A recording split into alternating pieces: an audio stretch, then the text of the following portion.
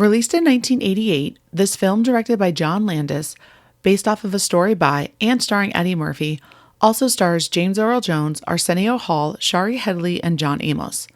This comedy sits on the tomato meter at a 73% critic score with an 85% audience score.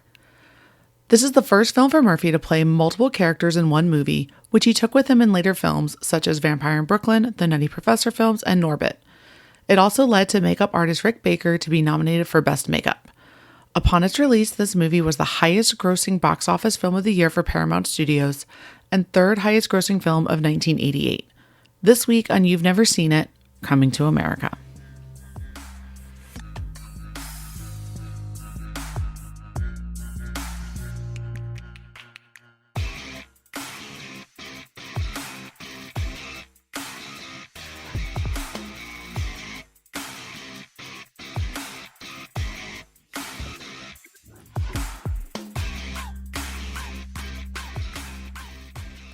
Welcome to You've Never Seen It, an audio podcast where I am on a mission to never have to hear these four words again. I'm your host, Allison Salamone, and joining me today is a Coming to America superfan, host of One's Gotta Stay over on Bite Size Breakdowns on YouTube. It's my good friend, Amaru Moses. What's up, Rue? Yes! Fuck you too! Great. What a great way to start this out. I am lovely. Probably the most quotable film of all time. One of them. It's just. I was very happy to see this again. I have not watched Coming to America from front to back in a while. So to be able to watch it again made me very happy. Very happy. It's so good. It's a John Landis film, and so it's another team up between Eddie Murphy and John Landis, where I've actually not seen Trading Places. So you missed one thing. I missed one thing. I did miss one thing. Yeah. There is one thing that I missed. So I guess I just got to do another. There's probably people now that are cringing that are like, when are we going to do that episode? Because no, I feel like I got to do it. But this is the second team up between Landis and Murphy, I believe. It took me a long time to realize that Landis did this movie. So very honestly, you saying that second, I was like, so I'm assuming he also did Trading Places, because I don't know that for a fact either. So. Yes, he did do Trading Places. But I guess the whole thing was like Eddie Murphy and John Landis were not on like the greatest of terms when doing this movie. Because if Wikipedia says it, it's right. Right. This is how I roll on that. But before we even like deep dive into this, I gotta know, Rue, what is it about this movie specifically that you were like, what do you mean you haven't seen it? It's a classic in all sense of the word. So if I ever say it's a classic, I'm usually meaning it's a hood classic. Like Black and White Star. If you're black, this will get your black card revoked if you have not seen this film.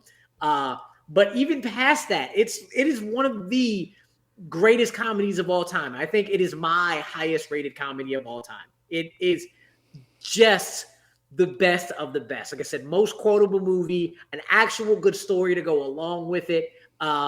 If not the start, one of the most quintessential Eddie Murphy playing 5, 6, 7 different roles in a film, with Arsenio Hall going toe to toe with him the entire time. There isn't a down moment in this film. There isn't a bad person. It gave Samuel L. Jackson his start.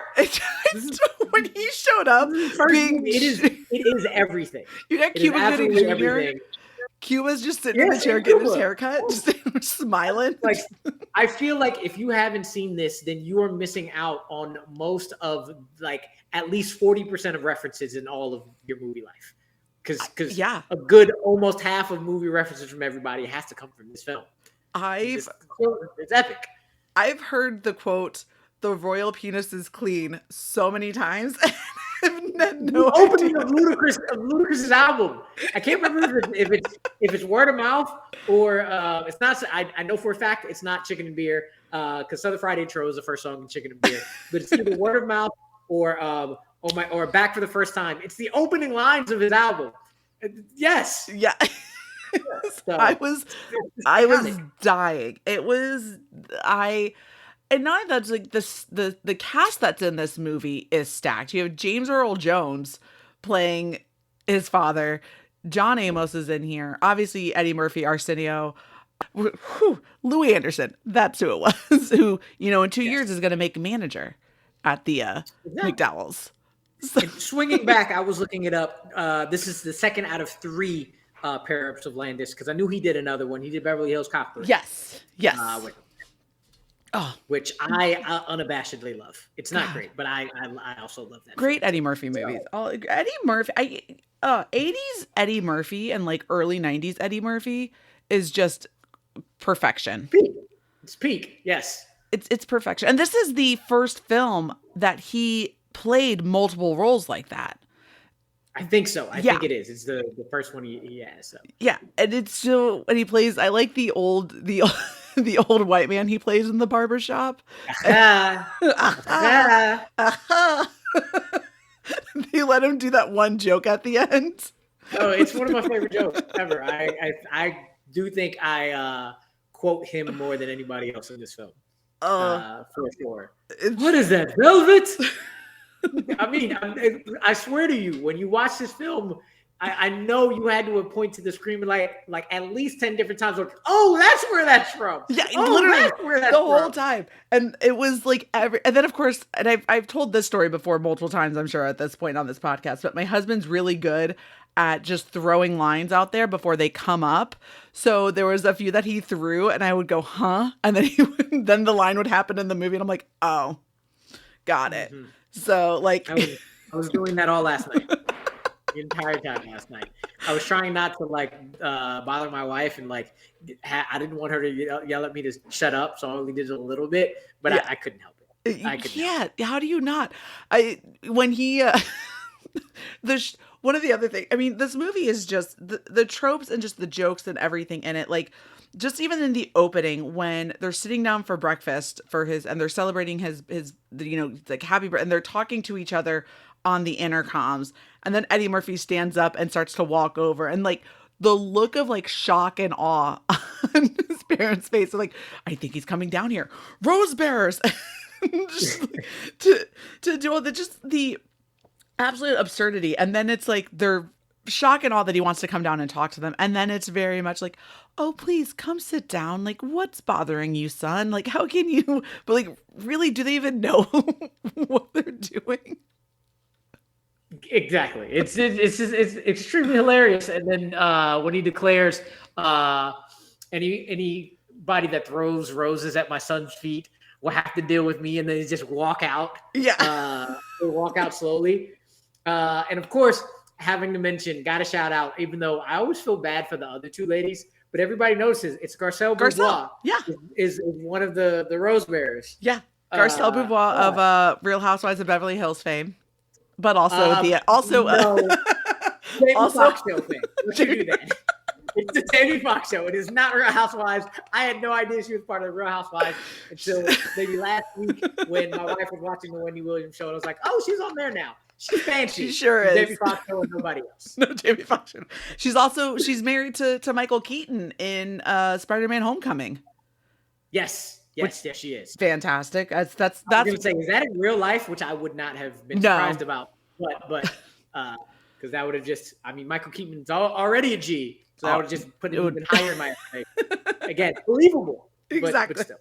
Exactly. Yeah. No, Garza. Oh, she's a smoke show. But I did know that about her. But when Samuel L. Jackson showed up to rob the McDowell's, I lost my shit. Because I had no idea about that scene. I had no idea he was coming. And then it's just Samuel L. Jacksoning all over the place. It's just and that's the character he runs with for the rest of his career, for the most part, was perfection. Yeah. All right. So I wanted to ask you this, and that might be the answer, but what is the thing or the scene that you just busted out laughing the most at? That you're just like, oh my gosh, what is this hilarious ridiculousness? Because I have that was one of my guesses in my head. I was like, what parts is she just gonna go hilarious at? And I have three. Samuel L. Jackson was one of them. That was one. The other one I was dying during was the first time they walk into the barber shop Hmm. and talk about, because he's going to cut off his prince's lock, and like he's just like touching his hair, like, what do you got in here? And he's just like, fruit juices, and just between, like, Arsenio's just sitting there, he never cuts anyone's hair, he's just eating. And Eddie Murphy is like going off, even before all that, is going off on boxing, and just like that whole scene, it had me rolling. I was dying. And then probably, I mean, all the character work that he does throughout this movie. The other part that had me dying was during the not when they're at the club trying to find him his wife, but they go to the pageant, and no one is enjoying the guy who's singing. Sexual chocolate. Sexual chocolate. Mr. Randy Watson. Everybody. Yep, that was one. I was like, you're gonna bust out dying laughing at that one. The other guess I had is when Oha starts singing "She's Your Queen." Oh yes, yes. Oh my god, I forgot about that. Oh my god, when Oha's wonderful. Yes, Oha is amazing. I want an Oha in my life. Just, she's your queen. I was singing that at least 2 or 3 times last night. So good. Oh, so good. It's so good. It's or even like going into that when he meets the woman, he's like, "Can we talk for a minute?" And she's like, "I was raised to born and bred and raised to serve." He's like, "So you'll do whatever I say." Yep. He's like, "Bark like a dog." He's like, "Make it a mean dog or a big dog. Hop on one leg." I mean, just the ridiculous that they go to show that how privileged his whole life has been and how over it he is. To just like want to go, and then you have Arsenio who's like, "But why? Let's not go anywhere. What do you mean? We just stay here. It'll be fine." Yeah, it's him and Arsenio. I think Arsenio Hall is by far the underrated MVP of the film. Yeah, because everybody is, but Arsenio Hall is just as funny, if not funnier, than Eddie Murphy. I think one big thing I was catching yesterday is how many characters Arsenio also plays. Yeah. In this. Yeah. Because he's what's his name in the barbershop, who's also eating. Then he's also the Reverend. Then he's also the chick they pick up on at the club. I think she's actually credited. He's actually credited as ugly woman for on like IMDb for that. And then the random insults that he spews without cursing. Yes. You shriveled rhinoceros, whatever. Yeah, Arsenio is so. Arsenio was amazing in all of it. God, they both were. They did so. Ugh. This is I think the first time since I started this podcast that I'm actually mad at myself for not watching something sooner.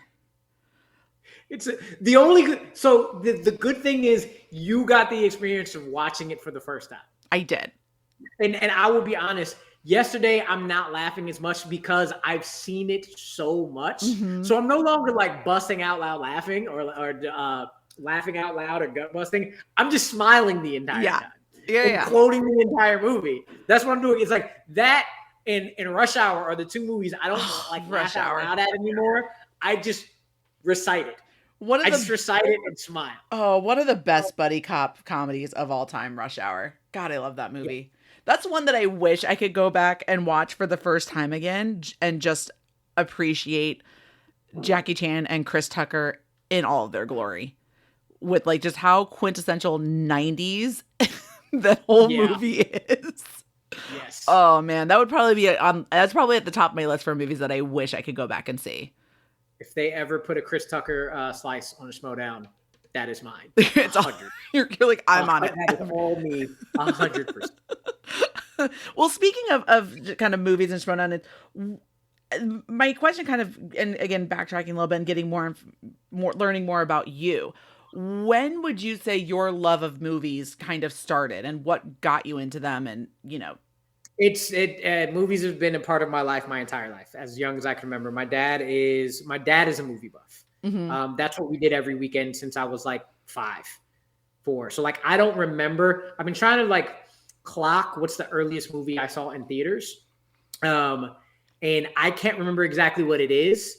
But like I think 2 that I genuinely remember either watching in the theater or being in the theater right before going to see it is Lion King and The Quick and the Dead. Oh, I just remember very opposite ends of the spectrum. yeah, because The Lion King, I remember watching Mufasa. Speaking of James Earl Jones, Right. Mufasa dying in the theater. That I remember sitting down and watching. But for some reason, I remember traveling to the theater and walking in the lobby right before The Quick and the Dead. Okay. And The Quick and the Dead is fairly early on. So I was born in '88. I'm pretty positive I watched Aladdin in the theaters too, so that might have been the first one. But I've been watching movies and all movies my entire life. I watched Pulp Fiction, maybe a couple. We didn't watch that in the theaters, but I'm pretty sure I watched it like 2 years later when I was like 7. Okay.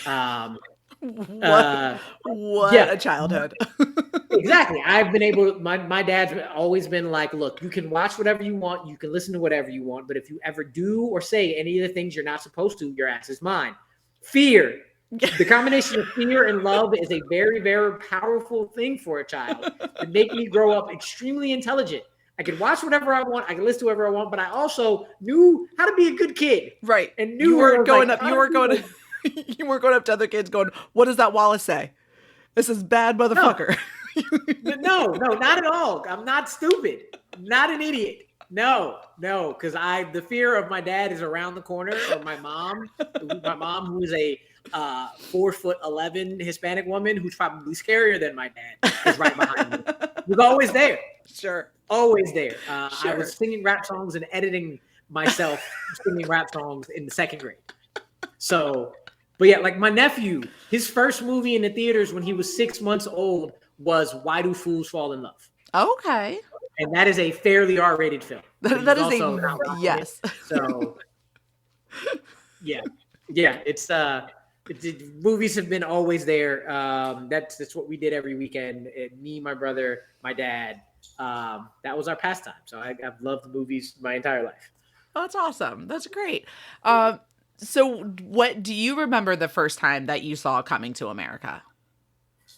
I don't remember the first time. It's just a movie I've always known. If you hear clicking sound, that's my dogs going. My dogs. You're good.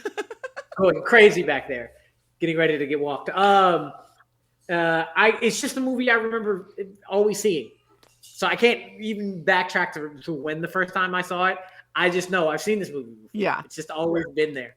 It's so it most likely was I clocked time for me is where I was living at the time. I moved around a lot. So I spent 5 years from like 2nd grade to 7th grade in Chicago. It was somewhere in between there. Okay. Somewhere between like 93 and 97. Okay. Was probably one. And early, it had to have been early because I had seen Coming to America a couple times already by the time I was like 7 or 8. Nice. So, yeah. That's awesome. I love it. So you lived in Chicago? That's cool. My husband grew up Southside Chicago like his whole life. So lived in Hyde Park. Okay. Frank was Burbank. So Nice. Yeah, you know, those Chicago roots. I knew I liked you for a reason. I got shit to do with Chicago. It gets way too fucking cold. But it's horrible. It's terrible. Thus the reason none of us live there anymore. So then kind of with that, you've asked me what parts did I laugh at the most. What would you say are your top 3 favorite moments with Coming to America? My favorite moment is probably what I opened with. Yeah. Yes, fuck you too. And it's the moment. It's just the smallest one. But I love saying it. I still laugh pretty heartily when doing that. And I'm gonna cheat and combine 2 moments as one. The other time where he's yelling out very loudly in the streets of New York when he sings "To Be Loved." Yeah. Oh, so those good. 2 together are both just they're in the same vein. Yeah. New York being New York, random people being loud, and then other random people telling them to shut the fuck up. Yeah. That's New York. right there. So Right that's there, one. in a nutshell. That's one. Anything to do with Mighty Sharp Barbershop is second, if not first, honestly. But they are absolutely hilarious. They are the. I'm so glad that they made shorts of them in the future, because there wasn't a sequel to this film. Just them. Right. Just them. Because there was no sequel whatsoever. That doesn't exist. Just the few scenes of that crew just coming back together as short films that they released. Just that part. Nothing else around it at all. Just them. That's it. I remember asking you when we were planning this out. I was like, yo, I can watch the sequel now. We can talk about that too. And you were like, what sequel? I don't know what you're talking about. There's no sequel. We're just gonna talk about this one. Never happened. Never happened at all. It's so I want to say like 4 or 5 different things, but then I would say the other one that is up there is Samuel L. Jackson robbing the McDonald's. Oh, so good. Yeah, it's so. But it's just so many good parts of this movie. Yeah. Oh my god, it's like we even completely skip over like just and the little thing. There's so many good little moments in this movie, like when they first step off the plane and they're waiting for the taxi, and he almost gets run. He just like stands. He goes, halt or stop. He goes like, what is it? He's like, what the fuck are you doing? Get the fuck. It's something like that. And he says, you dumb fuck. And then later in the cab, what does dumb fuck mean? What does dumb fuck mean? I was dying, and then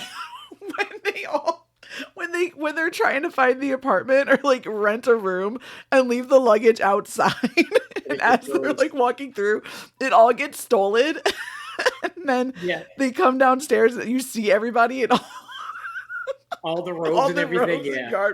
And Julian Arsenault Hall is like, I believe this is what happened to our luggage. Like the kids riding by on the bike, all dressed up. Speaking of the apartment, this is one thing I was thinking about yesterday. And speaking of Rush Hour 2, I'm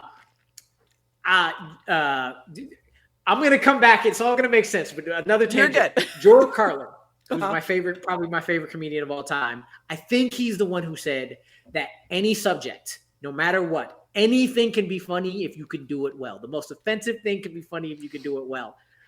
And yesterday, when it was the apartment, when they said, probably the worst thing you can do in a movie is kill a dog. It was like, damn shame what they did to that dog. And you can't help but laugh. It's reminiscent of us being okay with Jackie Chan using the N-word in Rush Hour. It's perfect for the time.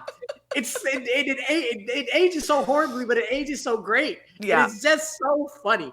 If you can make it funny.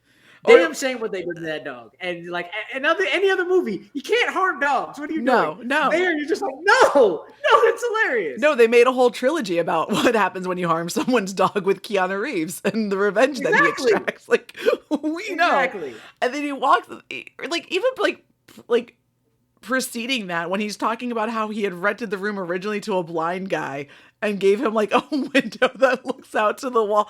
And like, you're already like, oh, that's a little bit cringe. And then you see like the chalk outline or the tape outline with the cane. The cane outline's what got me more than the dog. Yeah, just the outline of the cane.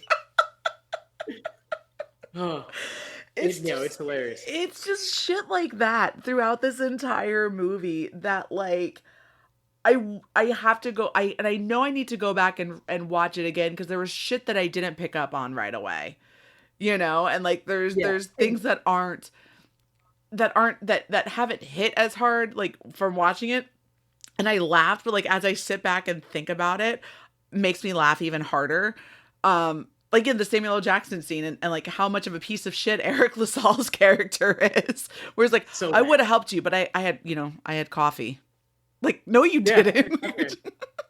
And Lisa's sister is trifling as hell. Just so trifling. So just the amount of you good with hitting up your sister's ex-boyfriend. That's fine. It's all good. It's like, yeah, okay, sure. But it's like when they're at the basketball game and like she starts like sliding her, she puts her hands in, like the overt certain. It was so funny, or like, which then takes me back to like again the beginning of the movie where Eddie Murphy is talking with James Earl Jones and them, and talking about how he wants to find a wife and is tired of like having everything done for him. He goes, the roses and the wiping and the bathing. Well, I actually kind of like the bathing. We can keep that. Like, which, yeah, I'd probably keep it too. But then also, can we also talk about how lovely of a way to wake up in the morning than with a like 10-piece orchestra? Yes. Yes. It just made me think of a great way to show privilege in film in general, and black people having privilege in film. When James Earl Jones says, "But the Rose Party," was like, "Well, why shouldn't my son, the son of a king, have roses thrown at his feet?" And like, yeah, you're ruling this country. Why the fuck not? Like, or like when Eddie Murphy says he wants to tie his own shoe, and he's like, "I tied my own shoe once." It's nothing. There's not a great experience. It's not a great like. And they're talking, and randomly just the elephants behind, making noises, just walking behind, just nothing. And it's just, and one of his elephants is named Babar. Yeah. Oh, I missed that. That's fantastic. Oh, Babar. What a great cartoon that was. And even like when in the beginning, when he's going to use the bathroom and he's like, oh hi, do you think I could wipe myself today? And like he just kind of laughs at him like, that's a good joke, sir. And then like ushers him in because there's two toilets. You see both toilets just sitting side by side. Right. Oh, this movie. But great. It is classic. It really is. And we talk a lot about Eddie Murphy and his comedy because that really is such a big part of it, especially the playing the multiple roles alongside Arsenio Hall. But Shari Headley as Lisa is just the perfect leading woman. Like, oh yeah, absolutely perfect. Like she's in this and it's so funny because it really is at its heart. I feel like it really is a romantic comedy. It is. I was thinking about that earlier. It is. Right? It is not just a comedy. It's a rom-com. It's 100% a rom-com. Absolutely. And because she's dating the douchebag heir to Soul Glow, which that's another the fucking song Soul Glow. Yeah. Just let your soul. Yes. When the mom and the dad and the grandma get up from the couch and the Jerry curl juice is left on the couch. Or like when he, again, and I love the barbershop scenes because I feel like those are the moments where Eddie Murphy is learning so much more about himself, or Akeem is learning about himself and what to do and what to look, because he's been so privileged his whole life, but he learns like real world shit from all of those guys right there. And like when he walks in wanting to have the solo and the Jerry curls and goes, "Can you make my hair look like that?" And barber Eddie Murphy's like, "Why do you want that? You got natural hair. That's good. No one does that anymore. Like, why would you ruin it?" It's just those moments, even with how funny they are, I feel like are some of the most heartwarming parts of this movie.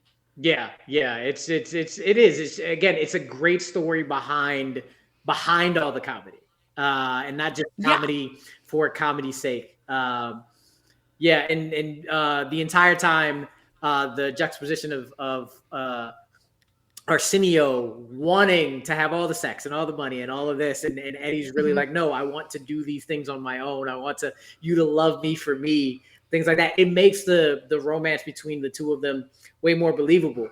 And even another connection, like understanding like her dad, Cleo McDowell, he's a greedy dude. He's a somewhat selfish dude, but not a bad person. And you can kind of see that in both his daughters, where one is more like him, more thinking about herself. But even Lisa, when she is extremely selfless, but she knows what to say to get people to like do what she needs to do. So like the whole line, it goes by unnoticed a lot, but it's also fairly funny when she's like, we like the money that jingles, but we prefer the money that folds. And it's just that little thing. It's like, that's kind of it's kind of mean to just like guilt people into that, but Yeah, that's serious. That's what we need. Yeah, she kills that. she does. And I think it's a good example too, because I mean they're not the whole family, they're not bad off at this point with having McDowell's and the success that they've had. And Cleo McDowell, is his whole thing is he's like, I just don't want you to struggle like I did.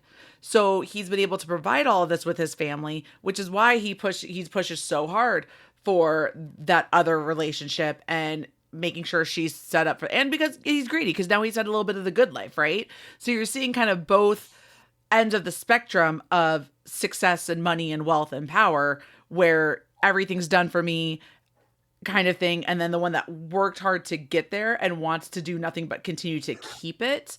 And in the middle, you have Akeem, who just wants to be, I feel like he just wants to be happy, regardless of what he has, where he ends up, what he's going to do with his life. Like, he's just wanting to be happy and do it on his own. Yeah, and the greatest thing about this is that as outlandish as all the characters are, they all feel real.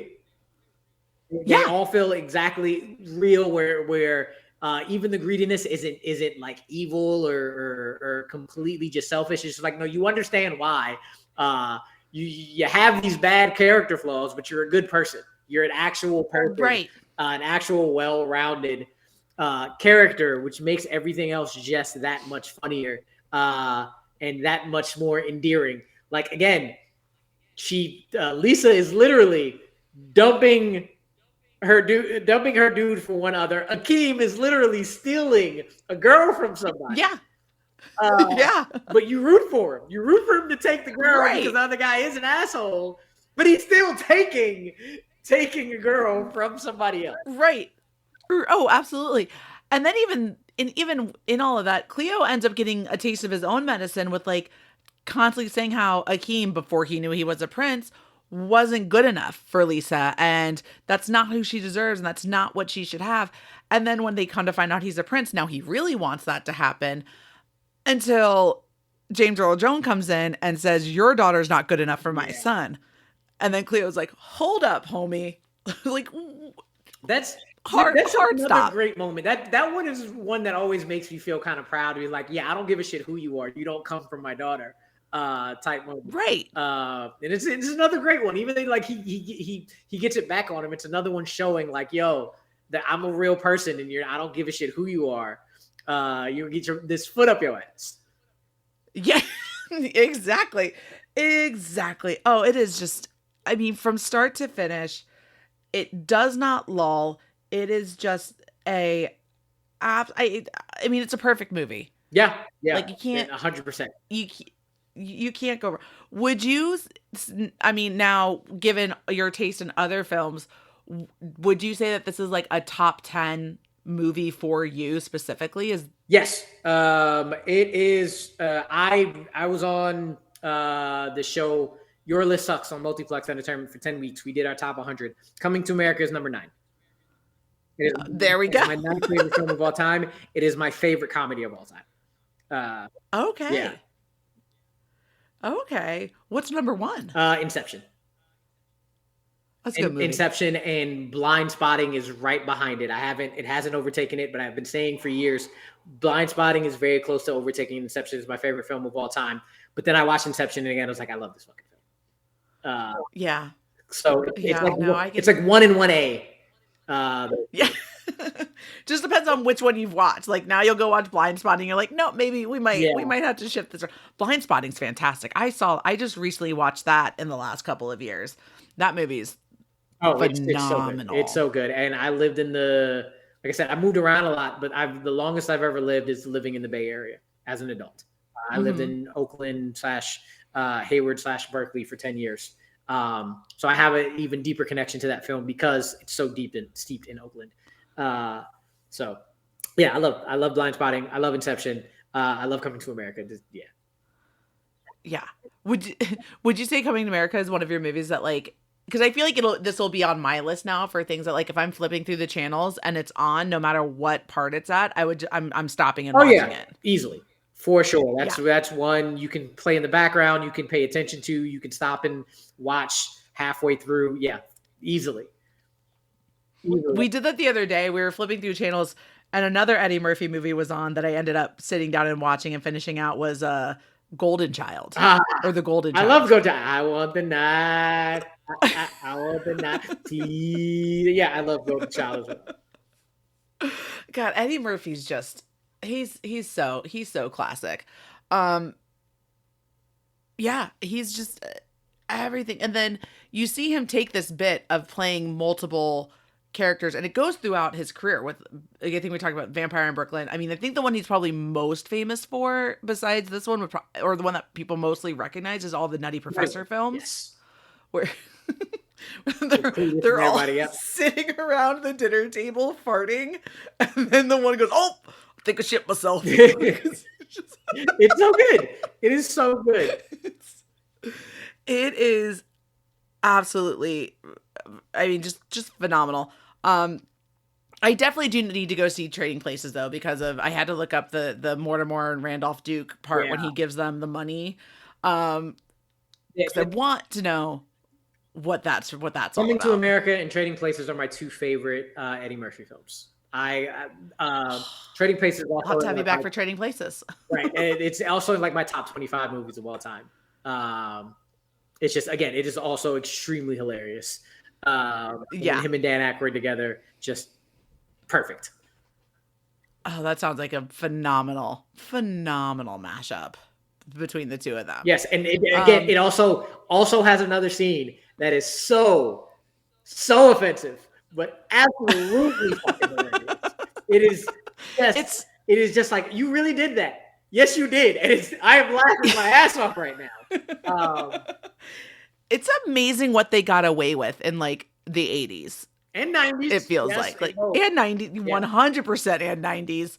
I was a big fan for a hot minute on Drop Dead Gorgeous, or what I think that's what. Yeah, the one where it's like Kirstie Alley and Kirsten Dunst. Yeah. I was gonna say where they're in the pageant, and I'm like, this movie's hilarious. And then like I went back and watched it again as an adult, and the amount of like the R word that is dropped, because it's like one of the names of the characters, and I'm like, oh my God, I can't believe I watched this as much as they did as like a teenager. Like, what was I thinking? Like, there were just certain things I was like, oh no, that doesn't hold up. But that's bad. It's just, it's just like kind of and like the one word that the word that sometimes I feel like gets thrown around with Coming to America is there's a subset or group of people that think of it as like a cult classic, but I don't think it fits that mold. Oh no, it's greatest film of all time type of movie. Yeah,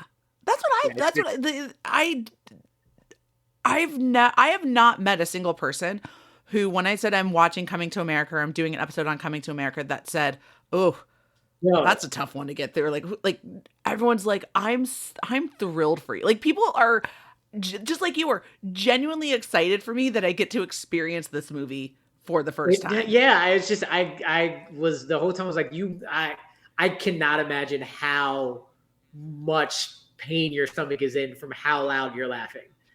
How much God, I was howling, and like my poor husband at one point was just, because again, he's seen it a million times. So like he's sitting on the couch with like a headphone in watching TikTok. And at one point he grabbed his other headphone and put it in because I think I was being a little too loud with it. I was rolling, and I literally cannot wait to watch this one. This is like probably one of the first movies that I can't wait to go back and rewatch, because it's just that funny and just that entertaining. And again, not that long of a film. No, right? It's like, the perfect amount. I will say, like, towards the end, when you're just starting to creep up on that, all right, how much longer? And then it's done. It's like, oh, well, there you go. Perfect. It's done. Awesome. Hour and 47 minutes. When to leave and get done and get out of here.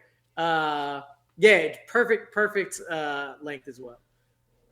It really is. And when they're at the museum, and she's like, oh, that's from Zamunda. That's where you're from, right? And then like the pictures of the royal family are all around. And just so many things just keep hitting me that are just absolutely perfect, and just makes it such a fun, good movie. And I how often do you find yourself recommending people watch this movie? Anytime it comes up. I will also say there aren't many people I know who haven't seen this movie. This is also true. I'm pretty sure 98% of the people I know. I'm of a different demographic.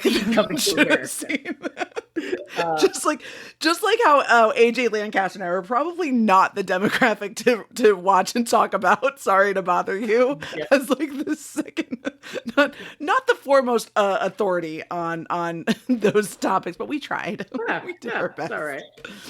That was a weird fucking movie. It's so weird. God damn. I was enjoying myself, and then that thing happened. I was like, oh, I can take a lot of movies, but I think this is one I don't need to go back to. Not except the compliment argument. Except the compliment battle. It's my favorite, one of my favorite scenes ever. But yeah, the third act of that movie is a lot. It's a lot. Oh, it is. It's a lot. It's a lot. None of that in this movie. No. And one other scene in Coming to America that I actually happen to always forget happens, but when it comes up, I love it because it reminds me of Clue. And the music it runs is when they're at the house and Cleo keeps slamming the door on Daryl's face. Yes. And they hit the fast pace, and I think of Clue every time because that's what the music reminds me of. And then he walks up, opens the door, and shuts it in his face. And he's doing that over and over, and then sicks the dog on him. Yeah, I always forget about that part. And then right before it happens, I'm like, oh, Clue music. Hit the Clue music. It ain't the same, but it's basically the same vibe. Yeah, no, definitely the same vibe.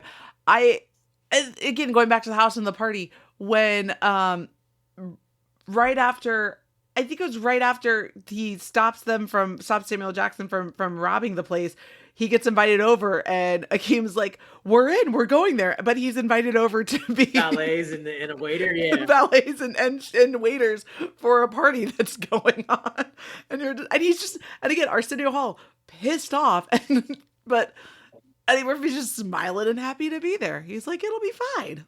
We got this. Oh, man. And it just, now I want to go watch it again. I'm going to go watch it again. I'm watching it again after this. Have all the fun. Go watch Trading Places first. I do need to watch that for sure. First, and then you free later tonight? Run it back for look. I'm on summer break. Just run it back. I got a lot of things to watch. I got a lot of movies to watch and a lot of stuff to watch. But I'm on summer break, so I technically can stay up. Yeah. But I'm getting older, so I don't do that no more. Oh, I know. Yeah, no, for sure. For sure. I'm not gonna lie. I'm opening up the letterbox now because we're gonna do our ratings on it, and Rue, I think your choice is officially going to be the first 5-star film. Lovely. I'm putting on here. It 100% deserves it. So we are going 5 stars in every single movie I can think of, even in Inception. Trying to figure out if there's one in Blind Spotting. I don't think there is one in Blind Spotting, but in Inception, there's always one part of the movie where I'm like, all right, down part for like 2-3 minutes or whatever. This is the part I don't enjoy as much. There's not a point in Coming to America. There's not. That I'm like, all right, we can get past it. No, every single part of that film from front to back is endearing or hilarious. More hilarious, 95% hilarious, 10% endearing. I am a math teacher. I did that addition on purpose. I love it. I'm proud of you because I'm not a math person. So I'm like, you got this. I gave it 100%. Sure, whatever you say. I just 5% overlap. It's whatever. There's it's all in there. But even with that 10% in endearing, those endearing parts hit so good. Yeah. Because of everything in this. Not to mention, this movie has a fire soundtrack. Oh yeah. Like, fire soundtrack. I love a good soundtrack. And there's a lot of 80s films that just hit it. And Coming to America crushed it. The opening, we were listening to it yesterday, and my wife was asking, could they not redo the whole In the Jungle, the Mighty Jungle from Lion King? I'm like, I don't know. Because it doesn't do it's just the beginning. It's like, it sounds like it. I don't know if it's that same song. If they did something different, it's great. It's great.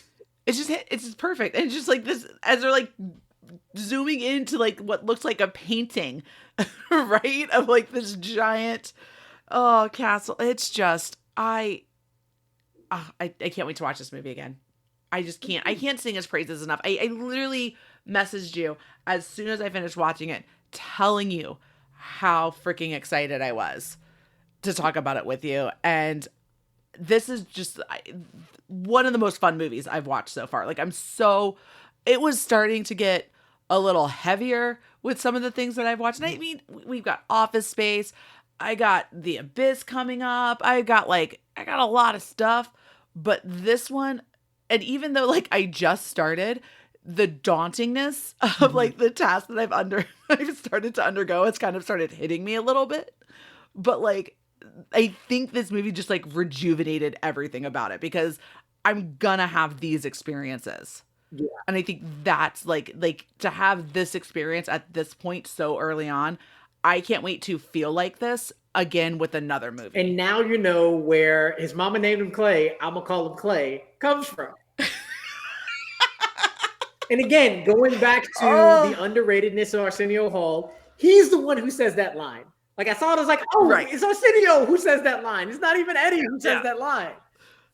Yeah. And it's like, then I think about like, how much of that whole scene of just how much of this movie was just improv versus like actual script writing, right? Because like all those scenes in the barbershop just seem so natural and so just Eddie Murphy just riffing on it with himself, with Eddie Murphy the whole time. Yeah, I have not gotten to this episode yet. It reminded me that I need to get to this episode because I was trying to go through from the beginning. But there's a series on Netflix, How These Movies Were Made, or however that's called, where they go through the production and everything of how like Back to the Future, Jurassic Park, Ghostbusters, and they have a Coming to America episode. So like I probably actually tonight might be watching that because saw the movie again. Hell yeah. And that's one of the episodes that they came out with within the last year of how Coming to America was made. That's awesome. And then I want to know where this pilot is that they filmed for the spin-off TV show that they were supposed to do with it. I didn't even know that was a thing.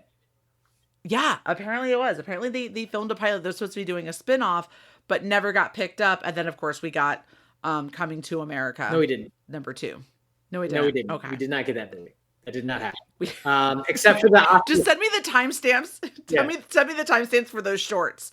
Exactly. Except it did get nominated for an Oscar somehow. Like I'm not going to take an Oscar nomination away. Somehow the costume design got nominated for something. And that was deserved. For especially when you get an Oscar nomination for a movie that doesn't exist. Weird how that happens. This one got nominated for a couple of Oscars too, one of which being I believe makeup for Rick Baker. Oh, it has to be because they look even though you can tell it's them, they look completely different. Yeah, it's Rick Baker for best makeup and then best costume design for this one as well. So it definitely got nominated for Rick Baker. You know, it's so funny because I would never have thought Rick Baker for Coming to America, because when I think Rick Baker, you think an American Werewolf in London, right? Like that's where my mind is. Because I don't think of Rick Baker at all. I'm sorry, I don't know makeup artists like that. He's a crazy guy. Good. He does some weird, crazy, practical shit, which we love in this house. But, yeah. So, well, wrapping this up, because I feel like we could talk forever and just keep quoting this movie. Didn't even mention the guy he met in the restroom. Oh my God! When they're at the basketball game and he's like drops to his feet and starts bowing and like, oh my God. And it's so funny too, because like he's trying to hide all of this, and Lisa, when they're at dinner, she's like, "You just have a way with people," like because Mortimer and Randolph come up to say thank you. Yeah. And she's like, "You just have a way with people," like the guy in the restroom and this, and she's finding it so heartwarming and so like sweet, and that's what's making her fall for him, because he's not being this his outlandish lifestyle, but all these people that are actually like helping him win her over, but are also about to out him on top of all of it. But but don't get it twisted. He still bought her $500,000 earrings or however much they were. He did. $500,000 earrings. Okay, real small thing. From an admirer, real small not thing. Daryl. How perfect is it? Like that he's able to just one-handed catch 2 earrings that she just threw like it was nothing. Yeah. They just one-handed catch. That was like a perfect throw and a perfect catch. Well. It was, that was some good reflexes. I wonder how many times they had to shoot that. Like he just got him no problem. Yeah. Those earrings are really pretty though. And then then the old lady on the chick, she's like, I'll marry you. So many things we haven't even gotten into. It's again, the most quotable film of all time. It's so quotable. It's so cool. I'm just every now and then I'm just going to randomly shoot you a message saying, yes, fuck you too. Yes. Fuck you too. Oh man. We didn't even get into how he told Arsenio to fix up the place, which he then goes and just buys a whole bunch of shit. And the telegram. Oh my God. We could just go for hours. But we need to make sure that people watch this movie. So, with all that being said, Amaru Moses, where can the lovely people listening find you? Facebook, Twitter, Instagram. Search my name, Amaru Moses. I'm very easy to find. And then Bite Size Breakdown everything. BiteSizeBreakdown.com. We do reviews in 100 words or less, group reviews. We also do a lot of top 5s. We just came out with the top 5 biopics in our estimation, which there's one thing on there that didn't make it that I'm a little upset about. But hey, it's what happens when you only talk to like 7 people and get their list together. But hey, it makes it interesting. Have interviews with Daniels, the directors of Everything Everywhere All at Once. And then Bite Size Breakdown YouTube channel with One Gotta Stay. We just put up our first throwback short with our friend Drew, who she used to write for the channel. Now she's doing shorts for us, and we did it on A Knight's Tale. So real quick, cool throwback review of that. And yeah, check me out. What a great movie. That's what I'm posting about most days. It's Bite Size Breakdown or Schmoedown stuff. And yeah, I had my first teams match on the Schmoedown. If you're listening to Allison, you should probably know what the Schmoedown is. So that came out with me and Clee Wiggins. The Culture is the team. Winston came out fresh, like he was fresh off of the Coming to America.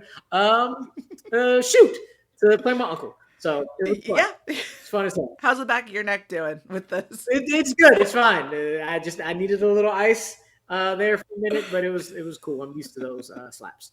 So it was exactly why. It's exactly what I was afraid of that stopped me from cursing or doing crazy shit while watching all these violent and curse-ridden films. As a 6-year-old. Those slaps in the back of the neck were coming. Look, if you want your kid to act right, just one old man strength slap in the back of the neck, and they will straighten up just like that. Also, it's like us. It was us. It was the belt. We didn't have the belt. When Dad would just go, you knew you were in trouble. When he's looking, he starts to go take it off. Yeah. Or when he has one to the side, he picks it up and he puts it together. He does the snap. But also mixed with love. Lots and lots of love at the same time. Just so you know, this 100%. Love is love. Right. That was the overwhelming and overbearing thing in the Moses household. Just a tinge of fear behind all that love. We turned out just fine. You turned out great. I'm an amazing person, as are you. So. Oh, you're too kind. And if you all are enjoying what you're hearing, please make sure you subscribe, rate, and review on whatever audio platform you're listening to us on. And if you're listening on YouTube, please make sure to comment, subscribe, like, and let me know your thoughts on Coming to America. Be sure to hit the little bell for notifications so anytime we have new content drop, you'll be the first to know. And leave me suggestions on what films you would like to have covered on You've Never Seen It. You can follow the show on Twitter at NeverSeenItFNR. Follow me on Twitter at Allison Salamone. And until next time, my friends, be safe and let's go watch some movies. She's your queen to be. Yeah. It's perfect. It's great. This is the best way to end, right there.